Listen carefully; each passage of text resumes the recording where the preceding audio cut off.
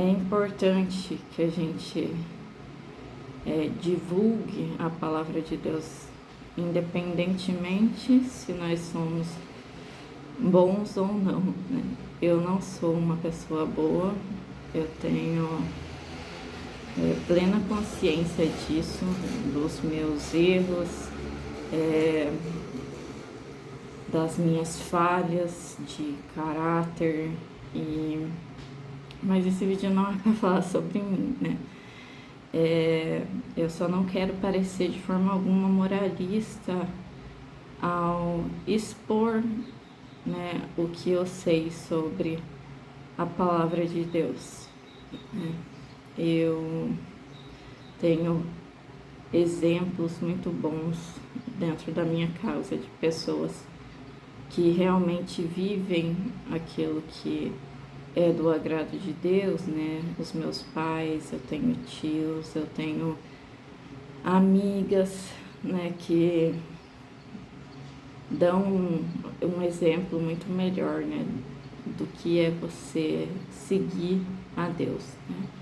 Mas eu senti vontade hoje de compartilhar o que eu sei sobre a Bíblia. Eu, né, já li a Bíblia mais de uma vez e livros que explicam ela. E eu queria compartilhar aquilo que eu sei, né? Principalmente assim o que é fundamental, né, que Deus deixou pra gente, que é o Evangelho de Jesus, né, as boas novas, as boas notícias, né, o que Deus, ao enviar Jesus, o que Ele fez por nós, né? Muito se fala a respeito de, nossa, Jesus morreu por você. E eu escutei muito isso, né, desde criança. Porém, por muitos anos da minha vida, eu não sabia o que isso significava, né? Como assim ele morreu por mim, né? O que significa Jesus ter morrido por mim? E aí, lendo, né, estudando, eu entendi, né, o que isso significava. Então, em primeiro lugar, né, Deus, ele é um Deus justo, né, em relação a isso. A Bíblia, quando ela descreve os atributos de Deus, né, um desses atributos é a justiça. Só que nós não somos justos, né? Nós quebramos a lei de Deus, nós fomos desobedientes desde o início da criação. E nós temos essa herança pecaminosa de Adão, né? Então, desde que nós nascemos, nós já somos concebidos em pecado. E de forma que, assim, pela nossa justiça, nós nunca poderíamos ser salvos. Só que como Deus, sendo justo, Ele pode nos perdoar se nós não somos justos, né? Se nós descumprimos a lei de Deus e Ele é justo, então o certo seria todos nós sermos condenados, todos nós recebermos a punição divina, né? O inferno. Porém, não é isso que acontece, né? A Bíblia, ela fala do plano de redenção de Deus para nos salvar. E não podendo perder, né, esse atributo de justiça, né, de ser um Deus justo, Deus, então, ele tem o seu plano, né, para poder continuar sendo justo e ainda assim nos justificar. E é por isso que ele manda, então, o seu Filho, Jesus Cristo, à Terra, né, que nasce aqui como homem, sendo 100% Deus e 100% homem. E Jesus vive aqui, né, durante 33 anos, e ele vive uma vida de obediência completa, então uma vida perfeita. Ele cumpre toda a lei de Deus de uma forma que nenhum outro ser humano no mundo conseguiu cumprir. ele vem aqui e ele cumpre. E quando, né, Jesus Cristo, ele é crucificado, um pouco antes, né, dos guardas levarem ele a Pilatos, o que acontece? Ele está no Getsemane e ele ora, né? Deus meu, se possível, afaste de mim esse cálice, mas não seja feita a minha vontade, sim a tua. Ele ora isso por 3 vezes. E a Bíblia fala que ele sua gotas de sangue enquanto ele ora. Então ele estava ali no nível máximo de estresse, né, que um ser humano pode passar. Ele estava muito nervoso naquele momento, porque ele sabia o que esperava ele.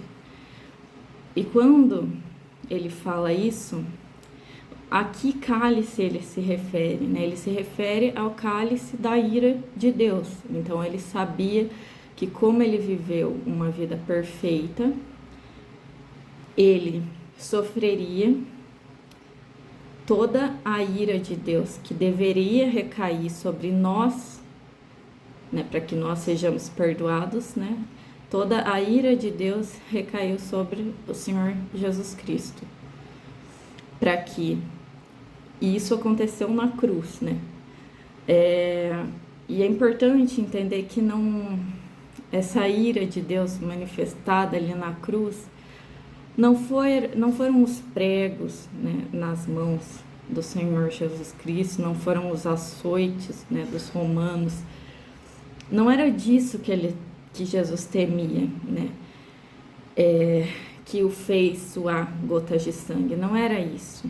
O que o deixou naquele estado foi que, quando ele estava naquela cruz, e quando ele está na cruz, né, ele grita, né, Deus meu, por que me desamparaste?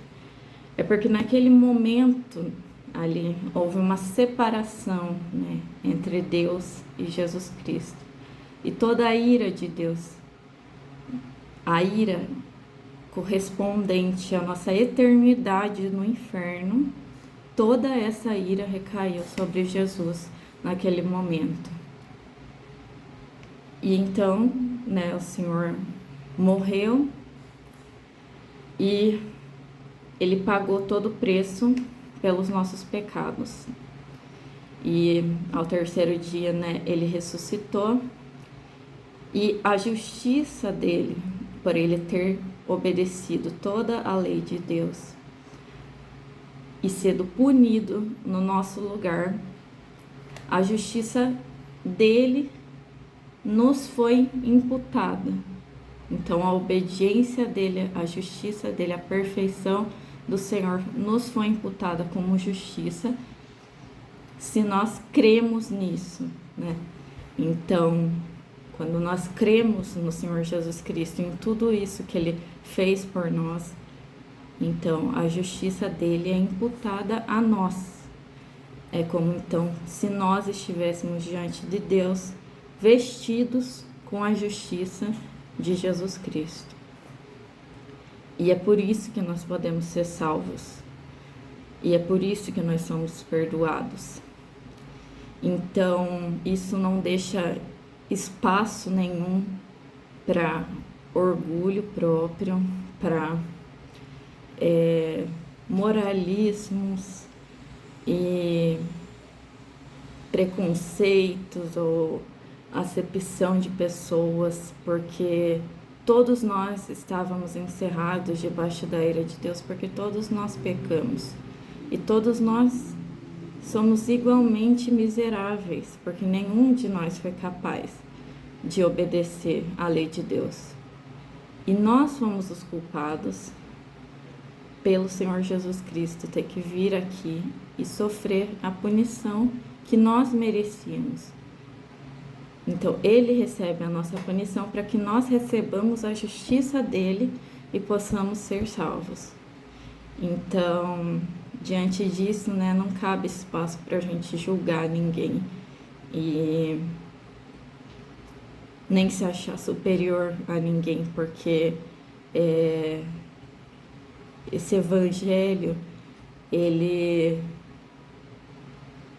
mostra, né, o quão miseráveis nós somos, mas também mostra o quanto Deus nos amou, mesmo nós não merecendo nada, né? Então, a graça de Deus manifesta, né, um favor imerecido. Então, nós não merecíamos, nós não fizemos nada para merecer o amor de Deus, para merecer a salvação, mas ainda assim, Ele, pela sua infinita bondade, decidiu nos salvar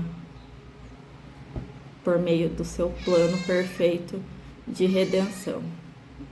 Então, era essa mensagem que eu queria deixar, e é isso.